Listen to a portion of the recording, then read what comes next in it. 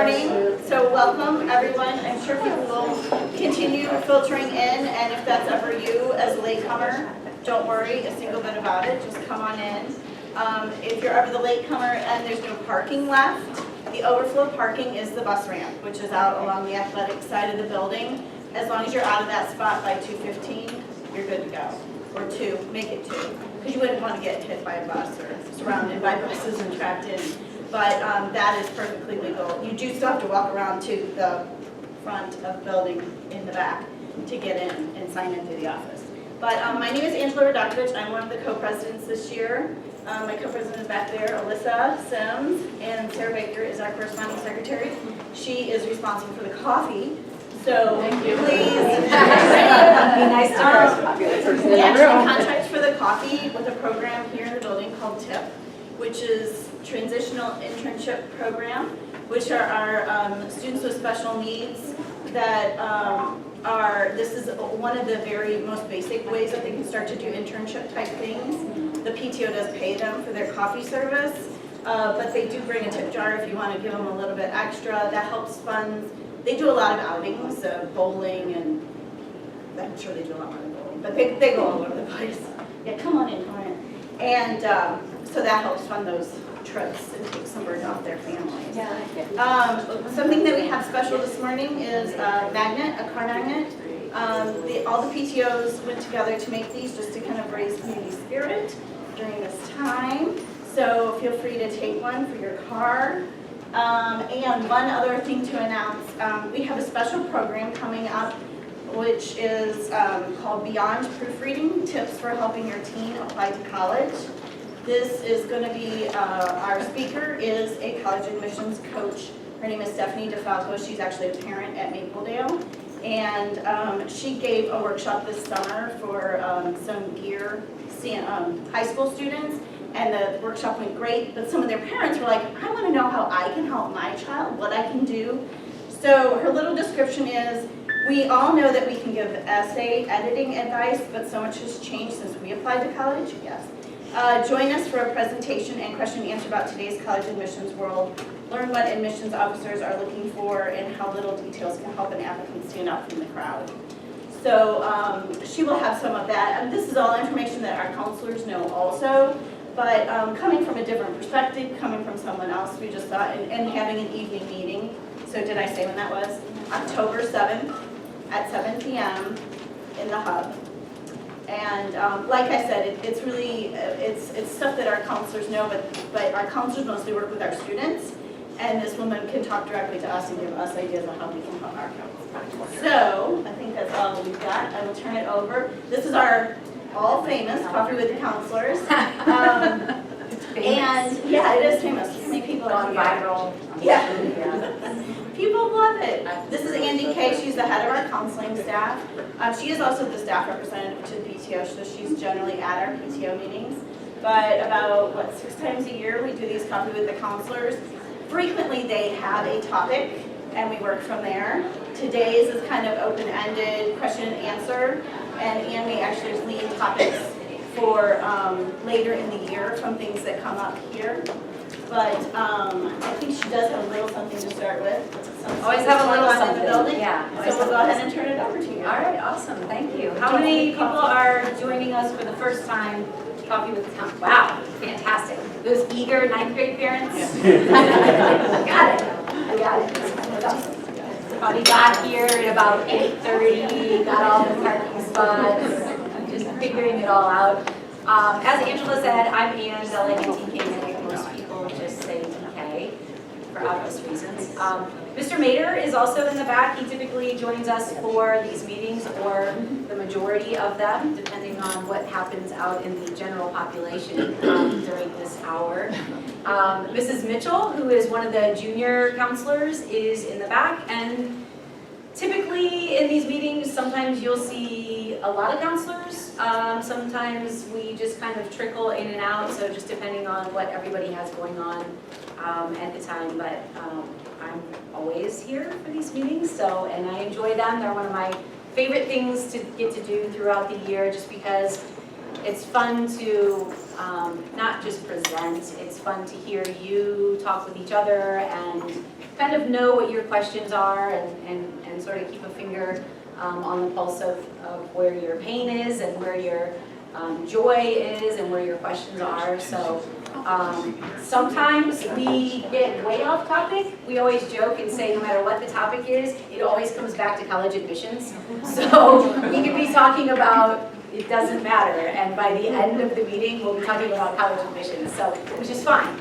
And I think one of the neatest things about these meetings is that really, I'm kind of like the fire starter, and you kind of learn a lot from each other as the meeting progresses and you talk and answer each other's questions, or at least talk a little bit about your experiences that maybe you had with an older child or that has gone through this or whatever. So that's probably where I see a lot of the value in it, as well as just getting some feedback from the counselors to your questions. So today's topic was really not a topic. It was sort of like a general Q&A, kind of back to school thing. So I do have some general stuff of things that are up and coming and some things that have just happened. But as most of you know, if you're a first-time high school parent, this is just the way it is for you. But if you've been here and had other kids go through, we went through kind of a major counselor reorganization last year. And since it was the first year last year, we all kept our seniors that we had last year. And this is the first year of like a full immersion into the new organizational whatever of the counseling department. So you can see that for each grade level, there are 2 counselors, and we split the alphabet down the middle, and then we stay with that grade level, that graduating class, whatever you want to call it, all 4 years. So Mrs. Fisher and Mrs. Stevenson, who are the class of 2022, they were the first counselors that they had them as freshmen last year, so they'll be the first ones to go through a grade level for all 4 years. So if you look up there, you can kind of see who your student's counselor is. You probably already know, at least by name, but if you're new to the high school or just new to the district, those are the names to get familiar with. As I mentioned, Mrs. Mitchell is in the back. So Mr. Sweeney and I have all the seniors this year, so we are like fully immersed into everything senior, which right now is a lot of the college application process and just sort of getting started. Actually, we're not even getting started. We were getting started on this before school even started. Because as some of you know, the college application, I feel like there's a lot going on. I just noticed that hi, thank you. No, thank you so much. Let's give a round of applause for this. Yeah. I was doing so well with the AED, and then there's a lot happening right now. So, good. Everybody have a place to sit? We're right here. Yeah. Yeah, we can move some of this stuff. Just leave them there, then it's more coming out. Okay, thanks. Thank you. Thanks, Mr. Mayor. Okay, so the cool thing about the new organization and sort of the philosophy of it was that prior to this, we had a section of the alphabet, each counselor, and we were with those particular kids, 9 through 12. But in any given school day, we could have a 9th grader in our office talking about struggling, transitioning from junior high to high school, followed by a meeting with a kid who's applying to Harvard, followed by a meeting with a kid who wants information on the PSAT, so like all these random grade level things in the course of one day over the course of a year, where you really kind of feel like you're just spinning a lot. We switched to the new organization that we have because we can really in that year become grade level specialists with our class. So like Mrs. Brenner and Mrs. Rose are starting out with the 9th graders. They're immersed in all things 9th grade. A lot of transition stuff, a lot of getting used to the high school, a lot of, hey, how's it going so far? Things that we maybe didn't get to do with our freshmen as much before because at the beginning of the year, we're doing everything senior when we had all 4 grade levels. So then when it's 10th grade, they'll go with them to 10th grade and then they start, going into things that are a little bit more pertinent to that grade level as they dig into high school more and also start to plan for their future. So we like it, don't we, Ms. Mitchell? Love it. We love it. We love it. So, and she and Mr. Millette are in that difficult 11th grade year where things really, really get real and the stress level starts to amp up a little bit. So there's a lot of challenges in that year to try to keep kids balanced and also, you know, comfortably challenged so that they can meet the goals that they're wanting to achieve. Yeah, we've noticed it's pretty cool. So we meet once a week as a department. Every Thursday we have a department meeting, and one of the things that we do in that meeting is like, what are our grade level learnings for each grade level from this past week? You know, or what did we just learn that we need to make sure that the counselors who have the 10th grade next year do a week before we did it, or whatever. So we talk a lot. We try to, we're really trying to kind of massage this new organization, and I agree, I think it's been great. I shouldn't have checked my last night. I just was like, you know, I haven't looked at the Common App account lately. I've already done a lot of applications for kids, but I hadn't really looked in the last 4 or 5 days. And I don't know why at 9 o'clock I thought it was a good idea to just look and see how many new kids had applied to school in the last 4 or 5 days. And it wasn't such a good idea because I was scrolling through the additional ones that had just applied to schools, and I probably should have just gotten in my car and come to school at about 1 a.m. because I could have at least been productive instead of just spinning all night. But that's that. It's pretty cool. We like it. Hashtag Speak Up Aves. So this is kind of our new mental health campaign, theme, thing that we're doing. A lot of it at the high school, and then also trickling down through the other grade level buildings. Every building in the district now has a full-time mental health school-based therapist through Children's Hospital. We have ours. She started on day 1 last year. Some of you know it was, we thought we had one, then we didn't, then we did, then not for long, then I don't know. But all the buildings have a full-time one, and I think a couple of the elementaries are maybe working on like their second one, which you can draw some conclusions about that, but it's definitely a need that we have in addition to the counseling team in the district, is to have that school-based therapy. It is through Children's, it is billable to insurance, but there are a lot of advantages to having it during the school day. You don't have to transport them or find a time in their busy schedule outside of the school day or take them out of school to go to some of these appointments. It's here, it's in a very private location. And the therapist that we have seems fantastic. So she's quickly filling up her caseload, and once she gets to a certain level, if we need to add more, that will happen. So they're not employees of Sycamore, it's through this relationship that we have with MindPeace and so on. So it's kind of a cool thing. But we're all buildings have full-time mental health counselors. This is an extra, or this is a thing that we are doing with a team of students. We have a student leadership team for mental health. Lisa Zelby, in her new position at central office, is really doing a lot of the legwork with this. As a counseling staff, we are supporting it. But one of the things that is kicking off this month, it's Suicide Awareness Month, it's suicide prevention. We've had various announcements. We've had teachers do some things in aviator bells just to kind of be on the radar of kids. We are plastering throughout the building and in classrooms similar things that to what you see in front of you with the hashtag Speak Up Aves sort of marketing, branding, if you will. Talking to kids about, you know, it's not just about blowing sunshine at them and saying, you're awesome, but it's like, hey, you know, we don't want you to stay quiet. We don't want you to feel alone. We want you to know where to go and who to talk to and how to get help.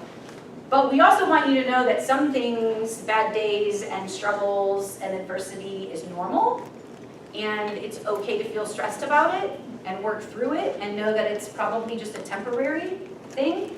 But we also are educating them about when it's not a temporary thing and when it kind of crosses that line from I'm having a bad day, a bad week, a bad month to, wow, I never feel well anymore, and how to get help for that.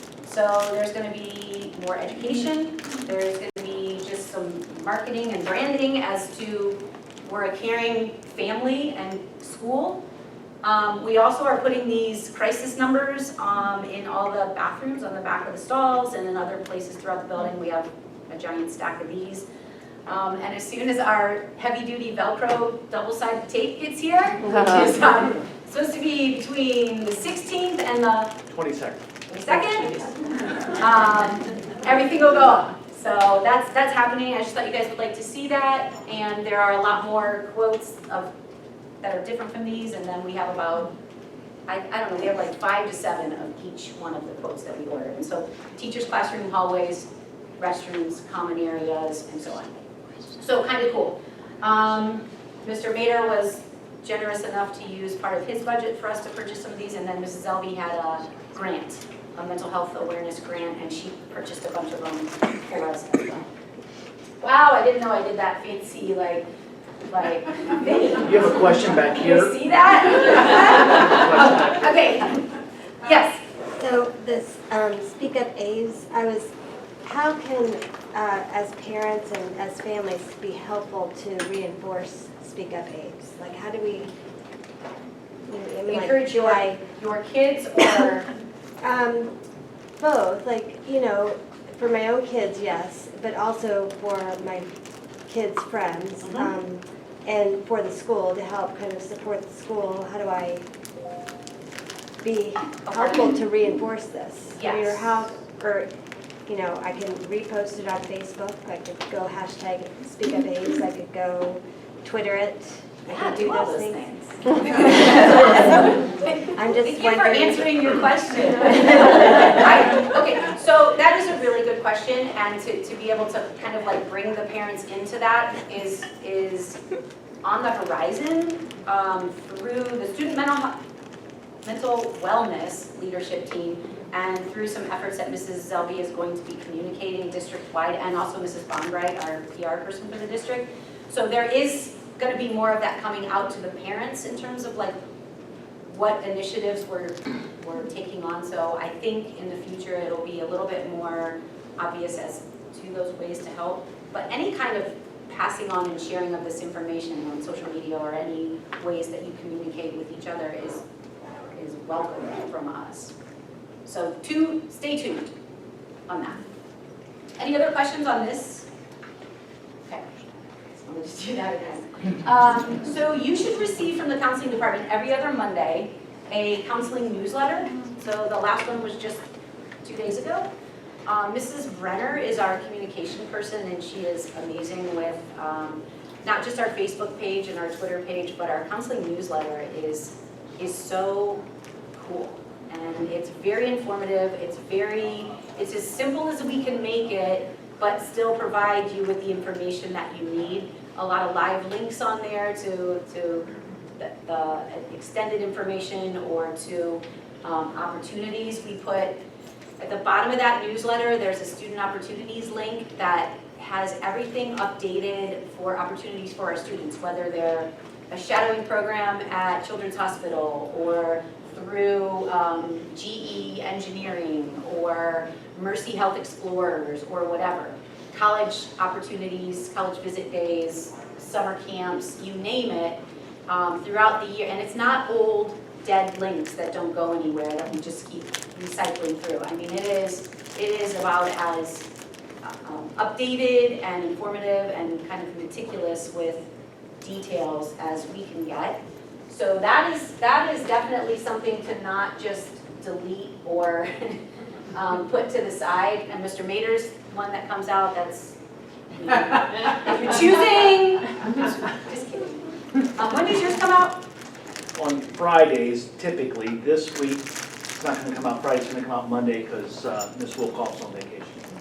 Question on, can we subscribe to the counselor newsletter, or is it something that happens automatically? I'm not sure. It happens automatically.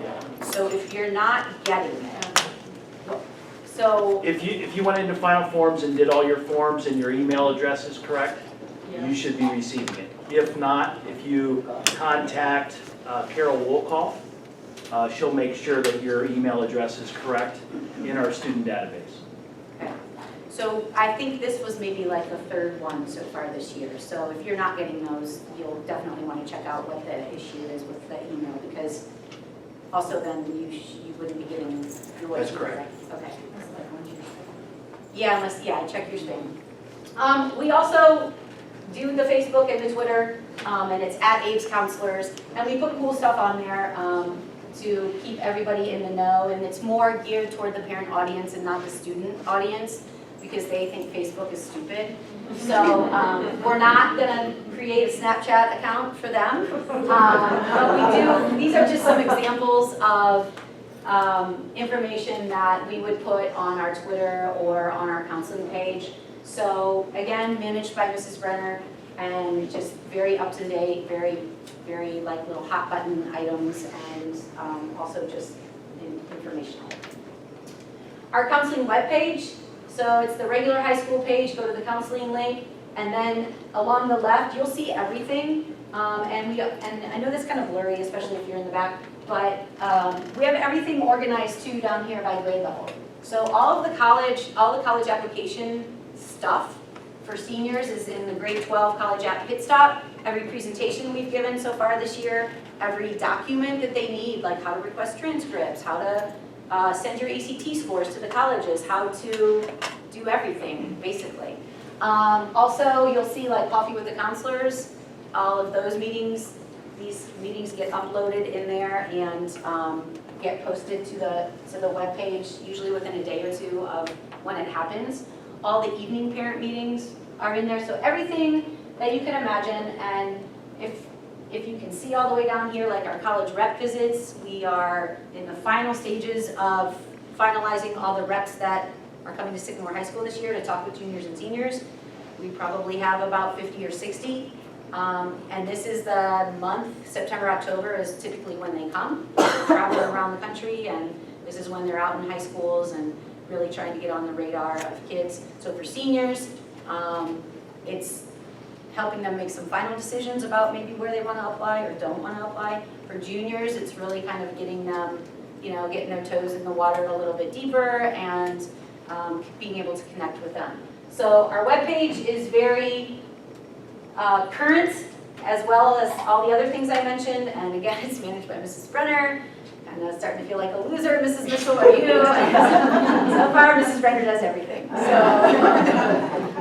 but yeah, definitely check that out. We talk to the kids about it too. We're like, go there first. You've got to learn to you're that Google generation where you want that answer just like that. You want to type in the search box, you want to ask your mom, you want to ask your dad, you want to just ask somebody, but like, please try to find this information. It's a good habit to get in.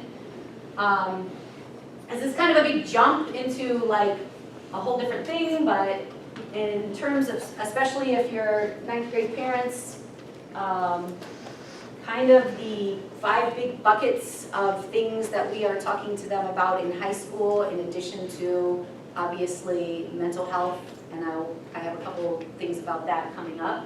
But in terms of our students who are trying to set themselves up for the most choices possible by the time they finish high school, the things that they focus on being obviously their GPA, the rigor of their coursework, their standardized test scores, the other things that make them very human beings, like their activities, their extracurriculars, how they spend their time, as well as relationships that they're building with teachers and adults in their life who may be writing letters of recommendation for them in their future, their essays eventually, which doesn't really start to hit home with them until sort of the second half of their junior year, and then they kind of work on that in their English classes towards the end of junior year so that they're ready for those college applications in the beginning of their senior year. So these are the conversations that we have with them as early as when they're in the 8th grade and we're at the junior high talking to them about their high school schedule and planning for kind of, while they don't really know who they are and what they're going to want to do when they're in the 8th and 9th and maybe even 10th grade, they have to kind of start thinking about their end game in terms of what do they want to be when they finish high school, because where they start in some of their classes determines where they finish. So that's one of our main jobs, is to advise them and help them think about that, as well as help you know what our offerings are and what their options are, and also keeping you informed as to what we learn as the college landscape changes over the years. So those are kind of the big five, I say buckets, big five, whatever you would want to call those, categories, things for them to think about. But more and more, balance in their lives is becoming extremely important as a lot of our kids are overscheduled, they're overstressed, they're seemingly less capable of handling some of these pressures and stresses. Sometimes we don't know if they're really less capable of it or if they're just feeling like they are because that's what they're hearing about their generation. And so when we talk about balance, we really need your help with that. As they're trying to build their schedule and they're thinking, I have to take all the hardest classes because that's what the colleges want. No, you need to have a challenging schedule for you, not your friend who's taking 4 AP classes and so you don't feel like you're smart enough because you're only taking 1. We have all those kind of conversations with them as well, but it's very helpful that we all speak the same language to them and help keep them in this place of comfortably challenged, learning how to deal with a little bit of adversity or struggle, especially while they're living with you in their nice little cozy nest, before they leave and go 1,000 miles away to college and get the flu for the first time and have to drop out because they don't know how to handle anything. So we will never tell you how to parent, but we will encourage you to not push the eject or panic button with them as they're having a struggle with a class or a teacher, and to help problem solve and work through that and communicate with the teacher and so on, to learn those kind of gritty skills that everyone is saying they don't have. Some of them are incredibly resilient and incredibly gritty, and some of them aren't, but it doesn't mean they can't be. It just means they really haven't had to learn those tools or experience that. So help us, help you and them by keeping an eye on, are they sleeping enough? Are they super moody? Well, that doesn't rule a lot of things out. But it's an important thing to keep your eye on. And we talk about realistic rigor. So choosing classes that are interesting, that are challenging, and that are a good match, but also that, you know, they're not spending 2.5 hours a night on just one class, because that's really how long it takes them, or because whatever, that's obviously then not a proper fit.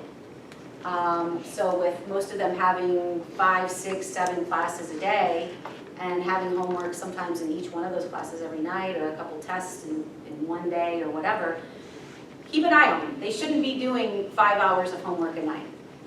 They shouldn't. Maybe every once in a while, everything kind of comes together and it's that perfect storm, but not on a daily basis. And this is just the whole partnering with us, with them, with their teachers. Just things that would really help is to not always try to save the day for them, but to have them go through the proper channels that you would have to go through in your job, or that you would want them to go through. Have you talked to the teacher yet? Why don't you have a conversation with the teacher? Maybe go see your counselor, and maybe your counselor can help you have that conversation with the teacher. And then maybe it's you talking with the teacher, or sending an email, or whatever. But always remembering also that there's typically 2 very different sides to the story when they come home about a class and a teacher and an experience. So, you know, keep that in mind as well, and we're here to help make those situations a little bit easier. That's kind of a liaison role that we play. So, things to think about. All right, some housekeeping stuff or newsy things, and then we can open it up.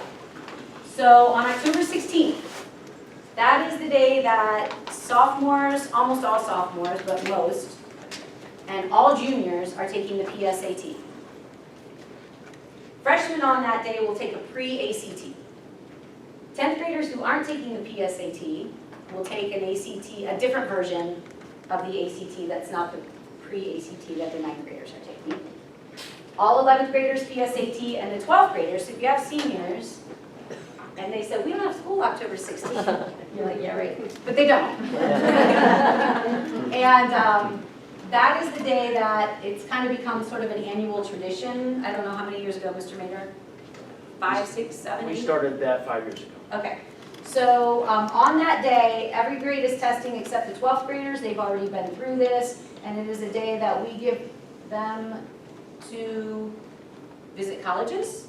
It's a Wednesday, so it's smack in the middle of the week, which isn't the best for a college visit if you have to drive too far or whatever, but something within a couple hours. They do not come to school. It is an excused absence. It doesn't come against them. And we obviously don't police it. We don't make them prove that they went and visited school. We also tell them to use it as a day to work on your college applications, finish your essay, go do a job shadow with a career that maybe you're thinking about. Do something for your future self on that day. So some kids will say, my future self needed to sleep until. That is what I chose to do, and I'm better today because of it. Fine. That's not what we want you to do. We want you to get up early like you would for school, and we want you to have a work day. That's, again, we don't police it. So just know that that's what they're given that time to do. If you are a senior parent and you're thinking about doing a college visit, you might want to get on that college website and get that scheduled now because this is a super busy time and tours fill up. You don't have to take an official visit. You could just go do like a walk the campus on your own somewhere or whatever. But it is a day and it's a month away, so you still have time to plan something kind of cool. Okay.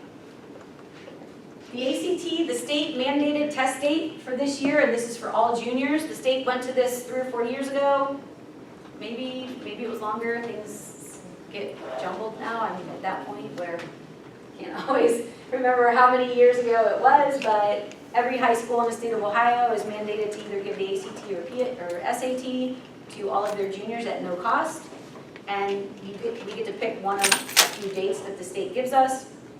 And ours this year for all juniors is February 25th. So they'll take a full ACT. It's the real thing. It's college reportable, meaning it counts if they want it to.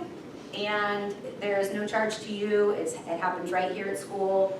And everybody's registered automatically. So you don't have to do anything for it. We do a lot of ACT prep in their classes, like math and English classes, where there's ACT stuff embedded in what the teachers are doing to try to help get them ready for that.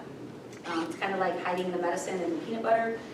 They might not know that it's ACT prep in that day or what they're doing is going to help them on the ACT, but it is there and that's what it's for. Anything on that, Mrs. Mitchell, since you're the junior counselor, or Mr. Mader?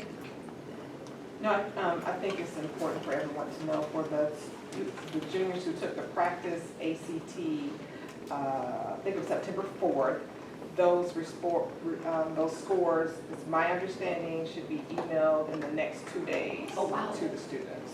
So, just so they can have an idea, and then if there's when your students take the PSAT, then you all can kind of have the data you need to see if there are any sections maybe where you can improve upon or what have you, but just make sure you're utilizing that data to help them get ready for that February 25th. That's why we give it, so that students will have information ahead of time if they need extra prep in certain areas. So they're going to get those scores emailed to them based on the email they gave. Correct. When they took the little practice test. Yes, that's my question. So you might need to ask them to check their emails in the next couple of days. Juniors. Juniors only. Yes. I was at the testing meeting last night. Can you elaborate why the Aspire was not continued? Were those scores like really out of whack, too high, too low? The pre-ACT mimics the ACT better than the Aspire does. Okay. So we chose to do the pre-ACT. It just gives a better benchmark for us. And both of those tests come from ACT. So we have a choice to choose from Aspire, so it's not like we're switching, like the company we're working with or anything. It's just the ACT gives a lot of different types of tests that we can choose from. And will is it the sophomores take the pre-ACT in January? Is that Yes. right? Yes, That's right. Yep. that was, the sophomores take the pre-ACT in January, was the question and point. And it'll be a different form than the pre-ACT they take as a freshman. Thus, we can have a longitudinal study of pre-ACT, how they improved, what their weaknesses are, so that when they take the ACT, it really gives them the best shot to score well. Because this one they're taking is the pre-ACT 9, like it's 9, then pre-ACT is the 10th 10. grade, and then ACT. So it focuses on the curriculum that they have already covered. Okay, but they should know at that grade level. Correct. Yeah. One other thing worth noting on this slide is that the PSAT in the 11th grade, only when they take it in the 11th grade, it is the qualifying test for national merit semifinalists and finalists. So we have a lot of 10th graders who choose to take that in the 10th grade as practice for their practice SAT in the 11th grade.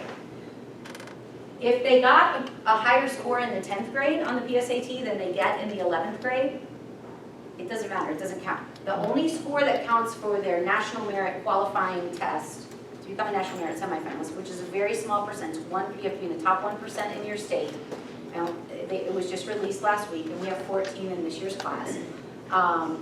But that's what it takes to be a national merit semifinalist, is to be in the top 1% of your state. So obviously, it's not an easy thing to achieve, but that's just where it happens, is in 11th grade. So the 10th grade, some of the 10th graders who choose to take it, the PSAT over the ACT writing practice test, are wanting to do that because they want to get a handle or a feel on that test and kind of see where they are. And then if they're close, they can know what, like Mrs. Mitchell said, just even about any practice test. You can kind of see where your gaps are, where your strengths are, and where you want to try to close some of those gaps. Yes? Back to that PSAT and ACT writing. I have a sophomore, and I guess the deadline to sign up to take the PSAT is already passed. He didn't really know anything about it, so he's, I guess, automatically signed up to take the ACT writing. I don't know really, can you explain the advantage or disadvantage of taking one or the other, or what the ACT writing consists of? Do you want to take that? Sure. So the ACT writing is going to help twofold. One, some schools require the ACT writing aspect to apply to. And it helps them, and they score it for us to show them where their writing skills are. It also will help analyze how they do it writing, so our English teachers know where they need to improve and embed things into the curriculum. What's the differentiating point of kids taking the PSAT or ACT writing? If your student has always been in the top 1% on test taking, things like that, and you believe that they have a shot to be a national merit semifinalist, it's a good idea for them to take it as a 10th grader and get that practice. If not, I would encourage them to take the ACT writing because it is twofold. Helps with the writing part if they need to take ACT with writing. It also helps improve their writing skills, as we will find out where their deficiencies are or strengths are. Now, is this writing on paper or typing?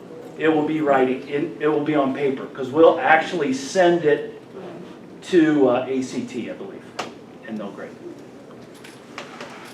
Juniors did not need to register That's or right. pay for the PSAT. That's correct. The 10th graders, there's a fee for all PSAT tests. It's a national date that everybody in the country takes it at the same exact time. That's why it's on a Wednesday. And we have a grant from College Board that pays for some of the PSAT for our 11th graders, but there is a fee for the 10th graders. So we have about 100 kids in the 10th grade going to take the PSAT in the 10th grade. There was a postcard that was mailed, and I imagine just to 10th grader, I had 10th grader also. There was a postcard that came, and I don't remember when it was, maybe late August sometime, that had that date And it was a really early date, I mean, it could kind of take you off Yeah. guard Yeah. because it was so early. Yeah, it has to be early because we have to order the test and they get shipped in, and then we have to account for those tests. And if they don't use them, we have to ship them back because it is a secured test. Can you just give a quick summary for those of us going through this the first time of why, who uses the SAT and how do you pick which? Yeah, okay, good question. So the question is, I'm guessing you mean like in college, like who won? Yeah. So it used to be that certain colleges were very specific about wanting one or the other. Like, we need SAT scores, we need ACT scores. And then it got a little bit more opened up to we'll take either or. And now I don't really know of any schools that specifically want one over the other. They just want one. Like, so what we tell kids is this is another great way for them to have like an experience with what an ACT feels like, what an SAT feels like. And some kids just know like, wow, this is way more my style. Like, they're very different tests. I mean, the SAT is way more reasoning and critical thinking, and the ACT is way more like the stuff they're used to taking in school, where it's almost like you know it or you don't kind of thing. And some kids just feel really in their little comfy test spot in one or the other. Some don't recognize any kind of a difference or a feel. I have a very strong opinion on this one. I think it's very important for students to definitely get information on both tests, because working in Georgia, the only test the students took was SAT. They didn't hear the ACT, and I felt like our students were disadvantaged because they only took the SAT. Same way here, I think more people take the ACT. I have a little cousin who's in Indiana, they only take the SAT. This summer, he argued with me back and forth about why he needed to take the ACT. Who won, Rose? Who won? I won. Okay, yeah. This is what ends up happening. His ACT score, in comparing it to his SAT score, his ACT score was higher. And now there are different opportunities that will be available to him because he took the time to take this other test that he had never heard of before. So, and for most students, they're going to score about the same on both. I mean, normally when you look at the data. But you don't want your child to be disadvantaged by not taking a test. You know, this is ridiculous. I've never even heard of that. Just tell, I just think it's important. But because we are fortunate enough where our students get to take the PSAT free, then that's the data you need. So if you look at the ACT that they'll take for free junior year, and then the PSAT they take for free their junior year also. If the scores are about the same, then they can take the test they're most comfortable taking. But we at least, I think it's very fortunate to be in Sycamore because at least they have the data that they need to see which test is the better test for them. And when Mrs. Mitchell was talking about seeing which one's higher, I mean, they're totally like different scales. Exactly. But if you Google ACT, SAT conversion chart, chart, you plug in your scores and it will tell you, you'll know. You'll be able to know like which one is better. In terms of the colleges, you are hearing probably a lot lately too of schools that are going test optional, like Xavier just came out and said, and what test optional means is they're giving kids the option whether or not to report their ACT or SAT scores.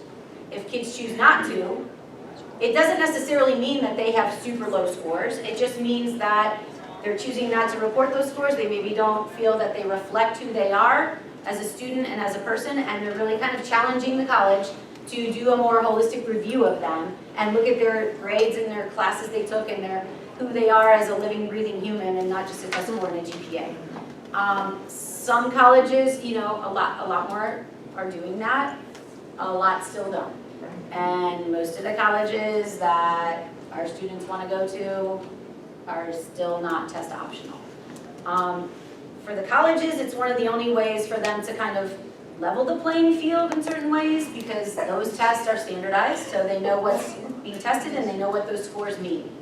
And every high school is different, and an A in AP Chemistry might be impossible to get at Sycamore High School, but super easy to get at Mason High School. Sorry, this is... Maybe I shouldn't say this. No, Mrs. Mitchell's husband's a science teacher. That was So it's one of your good friends. We all have some ties.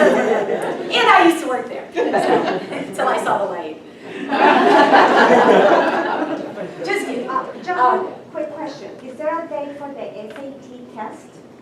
ACT? Oh, no, not during the school day. Uh-huh. Not during your school day. The ACT and SAT are offered 7 to 8 times throughout the year on Saturdays. Okay. But during the school day, we only offer practice ones, except for junior year, when they take the ACT in February. Okay. Yep, all the rest of them, you have to go online and register for them and pay for, and then they have to pick a test location locally. Okay, thank you. Yep, good question. Yes, How do I think I registered, but how do I? what grade, 10th? 10. 10th for the PSAT? If they contact Stacy Stacy Bowman. Yeah, so Stacy Bowman, B-O. email your counselor, your student's counselor, and they can check for you, or give you Stacy's email address. Yes, For freshmen, I have a freshman now, and he was offered the chance to take ACT in 7th and 8th grade, and I never did it, because I figured it would just really frustrate him and get him angry knowing my kid.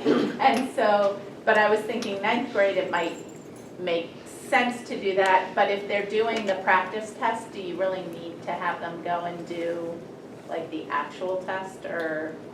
you want to go? I mean, it's up to you as a parent. You know, I've had students that have tested early. I think that there are times where if they have not had the coursework that is in alignment with, like, for example, the math, it can be sometimes devastating to a student because they'll see a score and they'll think, oh my gosh, I know you need this score to get to this college, but they haven't had everything they need to be prepared for it. You know, I've had some students that have taken it early and their scores were similar to what it was in, you know, later on, you know, their high school career. So for everyone it's different. I mean, you know, I just know that if that score isn't what you expect or your child expects, to not think that that's like the end of the world, I guess. I mean, those tests are basically geared for where they should be as pretty much a junior in high school through Algebra 2 and Trig. So if they're testing early and they're not accelerated in math, there's going to be a ton of math that they don't know. The good news is there's a big upside as they go through school and get that material, the curriculum. So yeah, it's really just a balance. So, Oh, sorry. yeah, I was gonna say. Well, go ahead. I have a daughter who's a senior who had that opportunity, and I did have her take it in 8th grade maybe. And it was fine, she just was bothered by being the youngest one. But she's also, the reason I did is she's a kid that needs that practice of taking a test to know what's coming her way and to figure out how to handle the test. So for her, I think it was because she's like so over standardized tests now, like way over them. But it really did help her to have that experience of taking the test. So. I think one of the differences when you take it in 7th and 8th grade, it's not reportable. Right. But if you took it as a 9th grader, then I think it is more of an official score that, you know, you always think, okay, can they see scores even if you didn't send it to them or whatever? So that would be why I would not hesitate to have my 8th grader take it if given that opportunity, but I would hesitate to have my 9th grader take it. So wait, they can see scores? They can't report it? They can't report their 7th and 8th grade. They can't use those in the college admissions process. I think, I'm sorry, I think the question, I'm so sorry. No. I think what she's saying is that, like, when they cannot see scores you do not send. So if your child takes it in the 9th grade, they cannot see them. But let's say in 9th grade, their English score was the highest score for that particular group of 4 test scores that you have for the ACT. And if you want to send that highest score, but then the other ones maybe weren't as high. And then you're like, okay, but I want the colleges to see that highest score. When you send that score, you can't just say, I just want you to see the highest English score. They'll see the math, they'll see the reading, they'll see the science. And so that's where it could be potentially a risk if you want to send that score, because you get to choose which test setting, which is like, you can't pick each score from each test. It's like if you take it you know, February of your junior year, you send that score, and then if you take it February of your freshman year, you have to send that score too. Am I making any sense? Some of the schools will then, with that information, Super they'll- kids, we call it super scoring. So some colleges will take your highest math, English, science, reading score and re-average your composite score. Most schools don't do that. Some schools probably do it and they say they don't, but they're looking to see like the strengths. So I always tell the kids, look, colleges know, technically, you should score higher in 11th grade than you did in the 9th grade. So you showing that growth or having a lesser score in the 9th grade, you're not gonna get dinged for it. You shouldn't get dinged for it. And if that was, you had like a perfect reading score in the 9th grade, but you never got more than like a 34 on your reading score in 10th and 11th grade, and you want us in 36 is perfect. Just do it, like just do it. And there's not, everybody gets so stressed and they go, and you go online and you go to the Google machine and it's like diagnosing yourself with like an illness on WebMD. We do the same thing in college admissions and College Confidential and looking at all these like secret recipes to get into the Ivy Leagues or whatever. And it's just, I mean, you can find everything to say it the way you want it to be said or believed as you want. We tell the kids, like, are you really asking me and you want my opinion on this based on my 20-some years of experience as a college admissions coach, helper, counselor? Or do you already know in your mind what the answer is based on your Google searches and it doesn't matter what my opinion or experience is on this? Like, where are we? Because I'm answering your question and I'm not getting any kind of like meeting of the minds here. Because there's a lot of, yeah, but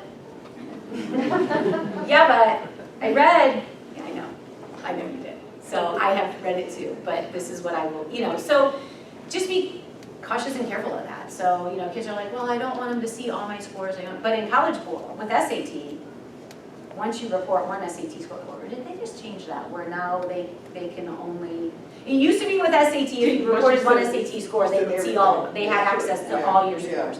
And AC was just like score choice. And I kind of feel like SAT was score choice. I don't know. See, it always comes back to college. Yes. I was just gonna reiterate what you said about taking both tests because my kids argued up and down, and there's 3 in high school right now, and one score is from here to here, the difference between the SAT and the ACT. The other 2 are very consistent, but the one, for some reason, just did much, much better on the SAT. So, and the only reason we knew that was the PSAT, so take a look at that and make sure that they take the PSAT seriously because I was actually surprised that he did when he took it. The testing in 7th and 8th grade, I think it's beneficial because you get a ballpark and they get to see, but it opens up a lot of doors and a lot of, if your student does well, kids get opportunities that they wouldn't get. So they'll get flyers from schools based on those scores. So it's always They'll worth a get shot. flyers. Yeah, and but there are opportunities that my kids have taken advantage of through those tests. So I think that it's just worth taking a shot on that. And I think, I don't know about the SAT, but AP scores are the only ones that so we have a senior now, and that's the only scores that he's had an issue with selecting. So he's sending, so if he's sending his scores to colleges for the Common App, he can pick the ACT that he wants to go. He's been able to pick the SAT, but he only took it once. But his AP scores, if you want to leave some out, you have to do some for him and pay an additional fee, and he wasn't doing that because we just said he had to pay that. So, so I don't know about SAT, but the AP scores, you definitely, when you say send those, they take the whole history of AP scores. So, so just keep that in mind. And just shout out for being a alive, fully functioning adult with free high school student. That's what you see, but the rest of these people in the room know me as a mom. No, I know you as mom too, so I'm not one of them, so. Yeah, she doesn't take anything from her kids either, it's great. You know, you're always a little nervous when you have to call home or when there's like an issue or whatever. Her, kind of hold her back. It's like, no, wait, I don't want to call children's services. It's great, it's great. Can I switch over to AP? Yeah. Topic. So is there a registration process now? So I have a freshman. So if she plans to take some AP courses or at least consider them, what's the testing process? So they have to be enrolled in the class. So like she'll take AP classes in 10th, 11th, 12th grade. In that time, within the first couple of months of school, because College Board, which is the governing body of AP, has bumped up the registration deadline for AP exams now, like in October. So you don't test prior to signing up for it? You just test at the say- end of the school year. During school, your AP exams are in your school at the end of the course, at the end of the year. And to get into an AP course, it's teacher recommendation, but you always have a parent override as well. So if your student is in, if your student's in World History Accelerated, and their teacher recommends them for AP Europe, they have a chance to take that. So they take the exams at the end of the school year in which they are enrolled in that class. And it's during the school day, but they register for the exams early in the course. And their AP teacher helps them with that. And there's a fee associated with those. There's always a fee. Yes. Yeah, quite a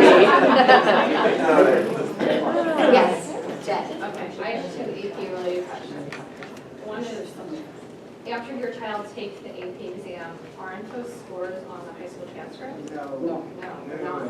But why didn't that's not? We don't report on the transcript their ACT, SAT scores, their AP scores, their end of course exam scores, or their rank. It is, it was But on the the- one that got sent home. Yes, that's a different one. We have versions of those for them to see and for you to see that, but the official transcript doesn't have any of that stuff on the right side. It's all wiped out. That's just for you and them to see all their stuff. Other question. The child in an AP class, is it absolutely necessary to take the exam? So the question is, if your son or daughter is in an AP class, do they have to take the exam? The answer is no, they don't have to, but it's highly, highly, highly recommended. It's part of why you're in that class. If you score on a scale of 1 to 5, that's what the AP exams are graded on. A 3 or higher typically gives them college credit for that course. An AP class is a college class taught in high school. Typically, in the state of Ohio, all universities have to count 3s or higher that students earn in their AP classes at their university for some sort of credit, whether it's an elective general ed credit or it's a math that bumps them further into math or whatever. It's not, some universities require a 4 or higher, some require a 5, and some don't take AP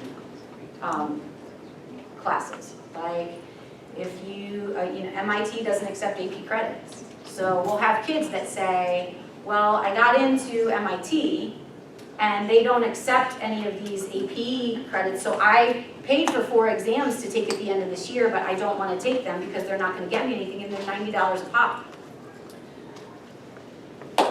It's probably why College Board has moved the deadline to sign up to October, and like literally no refund. I mean, the refund that you do get, you have to request also very early, and it's like a third of the cost of the test. So they technically don't have to take the exam. We encourage them to. And it's different for each college what they will accept. And also, go ahead. I think it's also important to remember that your students do not have to send AP scores when they're applying to colleges, okay? So that's their choice. And for the test optional schools, they don't have to send SAT or ACT, but for most schools, they're sending their SAT and ACT. The AP scores should only be used, in my opinion, to enhance an application to a college, okay? So it's not required for them to be sent to the colleges. They can choose to send them after they've been accepted to a school, but they don't, and then that's when they can examine whether or not they're using it for college credit or not. But it does not have to be sent when they're applying to colleges, so. The other thing to note, yeah, is that, so some colleges, if you're in a certain program, like engineering or pre-med or this, that, or the other, there's still, my son came out of high school with a bunch of AP credits. He's at Ohio State. He had like the AP Bio, the AP Calc, the AP Psych, the AP all these things. But he was going in like his major was neuroscience, whatever, going in like thinking pre-med. He's not still pre-med, but usually pre-med ends up being like pre-business. But like, but he's not in, he's an engineering now. But anyway, he still had to start, even though he had a 5 on his AP Bio exam, he had to start in the biology class that they had all like science majors or pre-med or whatever, had to be in that biology class. He had to take a math placement test, and even though he had the BC Calc score on his AP exam, he still had to test and then start in whatever class that the majority of them started in, no matter how smart and little special snowflakes that they are. So sometimes they just get bumped to like a general education credit that they get credit for, which isn't a bad deal either, but it doesn't always replace the college class that it's supposed to replace based on College Board. Yes, Mama in the back with some good insight. Hey, Hey. So I had a senior last year and a senior this year, totally different experience. But one of the things that my senior last year kind of freed me from, and she was my second, like I had 3 and different experiences. But this thing about the AP classes, one of the things that she freed me from was, Mommy, I don't have to take the test. And I was like, what? And because one of the benefits with her was that she, and I want to encourage, we're talking about testing, we're talking about AP. The other thing is encouraging your kids to kind of think about the schools that they want to go to. It's not ever too early. Now, if they're interested, you don't want to force it, but if they show interest, take them to a college. If they're starting to feel a college, then you get to understand, you get to preview what those admissions requirements are, and if they take AP classes and if they don't. But my daughter, knowing that some of the classes, some of the schools that she was looking at weren't going to take her AP score, she was still going to have to grind out in biology and calculus no matter what. She still opted to take these AP classes. Why? Because they have an impact on her GPA. They're weighted differently. And so... Oh, Eva, you just opened up a huge...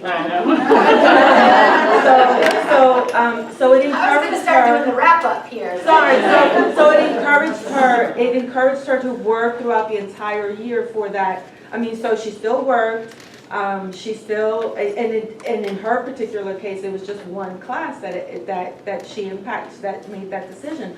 But it's just, there's so many different options, and one of the things to tie back to what DK said in the beginning is like there's so many different buckets, and the more the kids kind of stay engaged and activate all these different buckets, they have all these different options, they have more options going forward. And so that's just, sorry to open up a can of worms, but no, it's great. it was, it's just something that for her, it was like, oh no, I'm still working hard. Just because I don't take the test at the end of the end in this particular class, I'm still working hard because it's going to make an impact on my GPA. But yeah, I was one of those who paid for the test, and she didn't end up taking it. But you just have to kind of know your kid. If my last kid tells me that, I'm gonna be like, no, son, you're gonna have to take the test. If I could just add a couple more things about the AP test. One,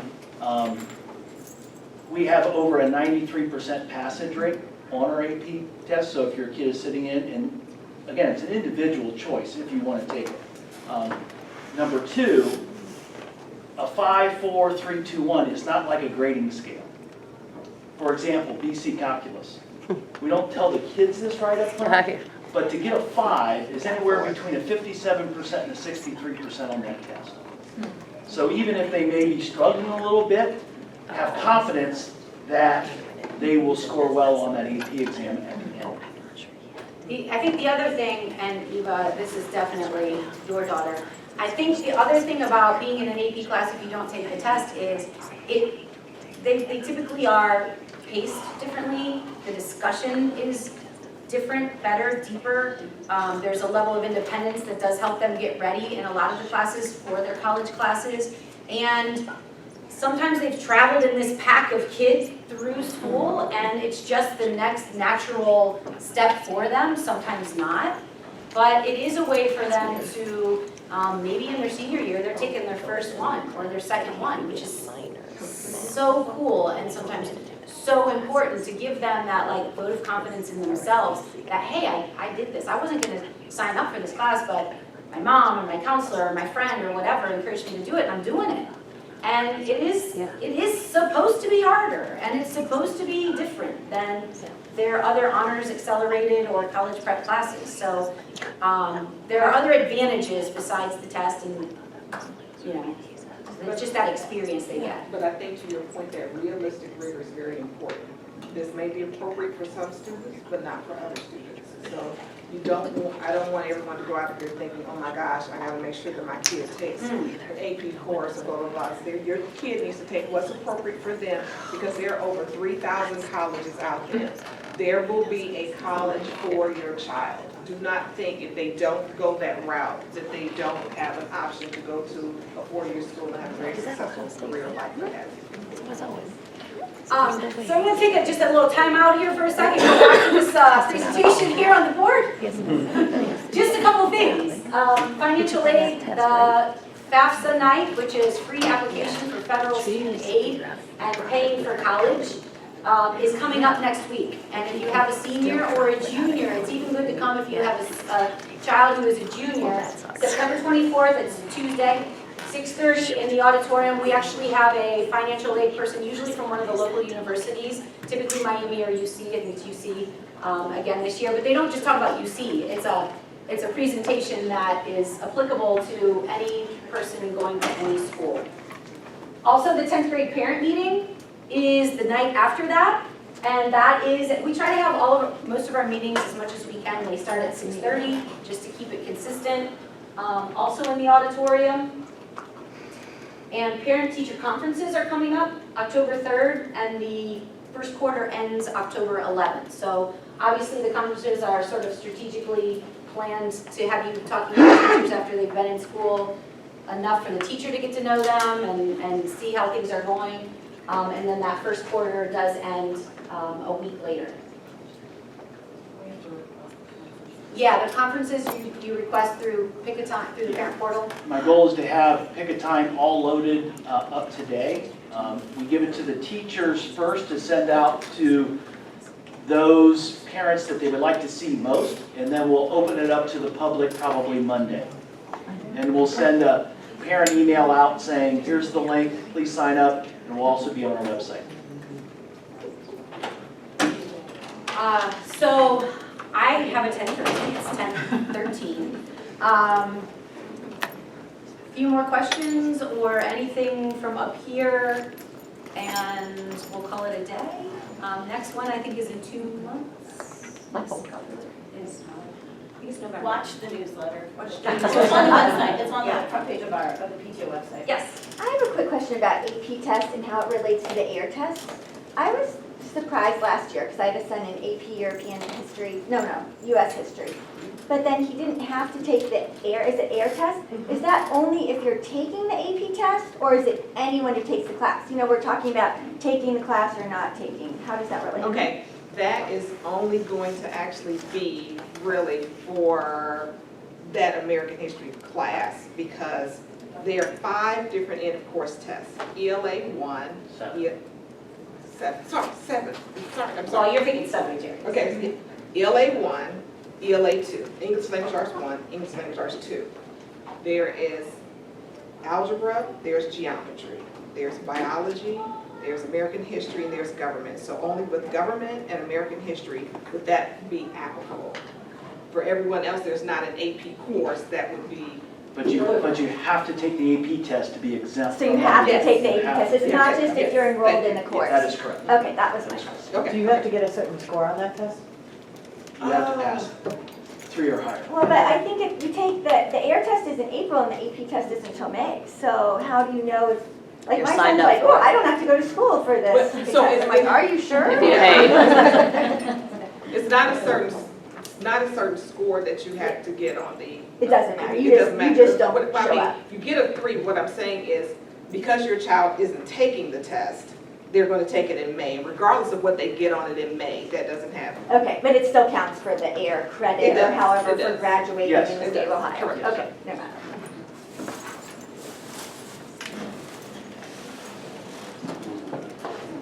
Next college question.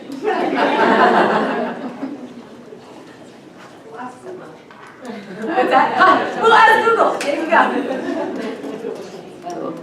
No, I had an awesome conversation with a student whose mom is in here. I will not name names, Anjali, who said such a memorable thing to me. At the end of last year, we were talking about college, and he was talking about schools that he was looking at. And one of the things that he said was, and I thought it was so insightful, but it was also so like scary in a way of this generation that we're with right now, which they're fantastic, but just they're such digital natives. It's almost like their DNA is different. And one of the things that he said to me was, I want to go someplace where I can get an education that I can't just Google. And it was so cool, because obviously, I don't know if you knew that, but are you crying a little bit? But it was like, you know, with all this open courseware that kids have available to them at schools like MIT and whatever, they can take classes that are just for fun. They can do things that, you know, just on their own time because they're just true learners and they want to know. But I thought that was so fascinating that, you know, it's almost like they're now needing more of the experience and the authentic conversation and whatever than just the convenience of just being able to Google things or do things online. I just thought it was really cool, and that has stuck with me. So that was pretty cool. Yes. Yes, I don't know if we have time, but I would like to know, or you can talk about the process of how to support the kids to choose what to study. Because, for example, I have a junior son, and he was thinking about business and about engineering. Now he's thinking about engineering, and I'm really sure he has all the classes required to go to engineering, like calculus and that kind of stuff. So if you can share more about that process. So one of the resources that I think is like the most helpful thing that you can, and it's in like usually some of the presentations later in the year, but we share it with our students. One of the best things, you know, there's all those career tests and whatever, and sometimes they help open their eyes to something, but usually kids find those to be pretty silly or just not as pointing them in a direction. But what I tell my students is, if you go to like Ohio State's website, not because I am biased towards Ohio State, it's one of the largest universities in the world, and they have almost every major that exists. If you go to their website, or University of Maryland is the other one I use, because they won some big college website thingy about just how their website is set up, and they're huge too. And you go under academic majors, and they're usually listed in alphabetical order, and you click, you know, just first of all, having your son or daughter just see like, these are all majors, and things that they've never even like heard of, like turf grass science. like a food scientist, a flavor scientist, you know, it's just like, there's just amazing stuff out there. And they see these majors, you click on them, it gives a description, it talks about a career that you would have with this major. A lot of the schools will say, this is the 4-year curriculum that you'll have in college in this major, or 5-year curriculum, or whatever. Some kids who, because they played with Legos really well, and everybody always told them they should be an engineer, they maybe were just really good at Legos. And not super, like, killing it in math and physics and whatever else. And then sometimes just being able to say, okay, these are how many math classes you're going to take in mechanical engineering or whatever. Not that they should necessarily just rule it out because they're like, ooh, that looks awful. But like, if it's not a strength, or if it's not an area of interest, that's a super valuable experience. You know, getting a no, just like when you go visit colleges. I always say, if you spend the money to go visit a college that you thought your kid always wanted to go to, or they always wanted to go to, and they've been wearing the sweatshirt since birth, and they go there and they're like, ew. Well, that's just as valuable as you want it to be a yes or whatever, but like, it's just as valuable for them to find out things they don't want to do as it is to find out what they do want to do. But I think, and maybe Ms. Mitchell, you can jump in on this, I think that that's a very tangible thing for them to look at, and you can do it on just about any college website. It'll list their majors, it'll give you career outlook, salary ranges, what's the demand for that in 5 or 8 or 10 years when they're going to be in the workforce, and what are their college classes going to look like? I think that's a huge part. And how many kids change majors? You know, it's kind of a normal thing to do. And we as counselors, you know, I don't think it's even possible for us to ever really feel good about helping kids determine what they want to be for a lot of reasons. It's not because we don't want to be that person for them. They change so much. They don't even know what some of these things are. They maybe thought it was going to be this, and they were dead set on it to the point they weren't even willing to look or talk about other things. We want to help guide them, point them, coach them, but I don't think that you'll ever meet a high school guidance counselor who ever, if they've done their whole career in this, feel like we nail that with the kids. Because you don't either, probably. You know, it's like, well, what about this? What about that? You know, Mr. So-and-so down the street, he'd probably let you go to his job with him, and you could see what that does. You know, like, it's just hard. And I think you have to understand also, society changes so much. Oh. I mean, when you think about the careers that are out there now, they weren't, you know, the internet, you know, people that are working, you know, if you're a certain age bracket and you're, you know, some, you know, IT person or what have you, maybe when you were in college, that wasn't even, you know, out there, you know, and so I think it's important to understand that, you know, having skills necessary, the problem-solving skills, all of those things are so important. Sometimes, you know, the colleges, undecided is one of the most popular majors out there. Popular majors. And I even have asked the colleges, what do you do to help the kids, you know, do this? Well, they take classes in this or that, and even, I was surprised that they hadn't fine-tuned, like, figuring out what was the best major, you know, for the students. But we all know of people who are in career fields they didn't major in either. And I'm not saying, you know, like, I had one parent that was hilarious. I was like, you know, they'll figure it out. She said, okay, I do not have 5 or 6 years for her to figure this out. This is on my time. So I need her to be focused in some direction. But I think also your kid knowing themselves. I'm just talking about their personality traits. If you know, you know, because the Myers-Briggs, I think, is helpful, and we're hoping with our juniors, we have a abbreviated thing we're going to do with them when we meet with them in small groups or individually, where they can just kind of know themselves. And so if you know you're an extrovert, then you know maybe working in IT is the best thing for you because you're not going to work with machines, not people, you know? And so I think that's really important for them to kind of get to know themselves, and maybe that will help them figure it out. And then so many colleges also allow kids to just create their own major. And so it's just... If it makes you feel more confident about the work that I do personally, my son is on his 4th major, so. So your kids are in really good hands. Yeah. No, I mean, I know who he is, he knows who he is, but he also, like, they do kind of need to almost be in college. Some kids are just set, they know. And that's just rare. And they need to go and experience it and see what other people are doing, and then they just like, oh my gosh, this is super cool. Because people used to say to me, oh, you know, Jack's so lucky, you guys, you know, he's got, you probably know, like, blah, blah, blah. Yeah, he's in college. That's what I can tell you. He's a smart kid, and he'll figure it out. Like, he made all those choices, like, so, but he loves what he's settled in, he feels like he's landed. It's the perfect blend for him. He loves what he's doing now, and he'll graduate in 5 years because of it. But all those AP credits didn't get him out even on time. But it's okay. I think it's just a real growth thing that they go through. And then when they just really own something because they've had that aha moment, or they've sat in that class or networked with that professor and their eyes